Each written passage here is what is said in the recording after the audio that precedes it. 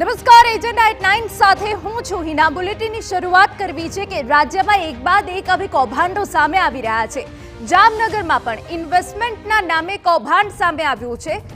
વિગતો મેં આપી દઈએ કે જ્યાં ક્રેડિટ બુલ્સ ઇન્વેસ્ટમેન્ટના નામે 23 કરોડના કૌભાંડના મામલે કૌભાંડના આરોપી યશ સોલાણીને પોલીસે નેપાળ બોર્ડરથી ઝડપ્યો હોવાની વિગતો છે।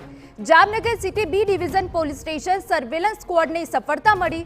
પોલીસ તપાસમાં આરોપી વિદેશ ફરાર થયો હોવાનું સામે આવ્યું। પોલીસે નેપાળ અને બિહારની રક્સોલ બોર્ડરથી આરોપીને ઝડપ્યો। આરોપી ક્રેડિટ બુલ્સ ઇન્વેસ્ટમેન્ટમાં HR હેડ તરીકે કામ કરતો હતો।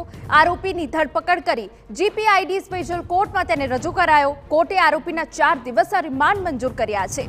મહત્વનું છે કે ક્રેડિટ બુલ્સ ઇન્વેસ્ટમેન્ટના 23 કરોડના કૌભાંડના ગુનામાં આરોપી ધવલ દિનેશ સોલાણી અને યશ દિનેશ સોલાણી વિદેશ ફરાર થયા હોવાનું પોલીસ તપાસમાં ખુલ્યું। પોલીસની ટીમને જાણ થઈ કે આરોપી યશ સોલાણી પ્રથમ દુબઈ અને ત્યાંથી થાઇલેન્ડ નાસી ગયો હતો અને થાઇલેન્ડથી નેપાળ આવ્યો હતો। આરોપીએ ક્રેડિટ બુલ્સ કંપનીમાં HR હેડ હોવાની કબૂલાત પોલીસને આપી।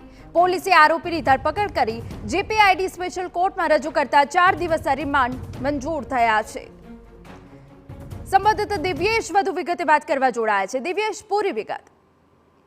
જામનગરમાં નોંધાયેલા ક્રેડિટ બુલ ઇન્વેસ્ટમેન્ટનું જે કૌભાંડ હતું, અંદાજિત 23 કરોડના આ કૌભાંડમાં અનેક આરોપીઓ સંડોવાયેલા છે, જેની અંદર 2 આરોપી વિદેશ ગયા હોવાનું પોલીસ તપાસમાં બહાર આવ્યું હતું। જે પૈકીનો એક આરોપી જે છે યશ દિનેશ સોલાણી, તે વિદેશથી પરત ફરતો હોય અને નેપાળના માર્ગે ભારતમાં પ્રવેશવાનો પ્રયાસ કરતો હોય તે દરમિયાન બિહાર પાસે આવેલી બોર્ડરમાંથી જામનગરની પોલીસે આરોપીને પકડી પાડ્યો છે ને જેની પોલીસની પૂછપરછમાં તેણે કબૂલ્યું પણ છે કે પોતે ક્રેડિટ બુલ્સમાં HR કામ કરતો હોવાનું પોતે કબૂલાત આપી છે। આ સમગ્ર મામલે પોલીસે તેની ધરપકડ કરીને તેને કોર્ટમાં રજૂ કર્યો હતો ને તેને 4 દિવસના રિમાન્ડ પણ મંજૂર કરવામાં આવ્યા છે ને પોલીસે વધુ તપાસ હાથ ધરી છે।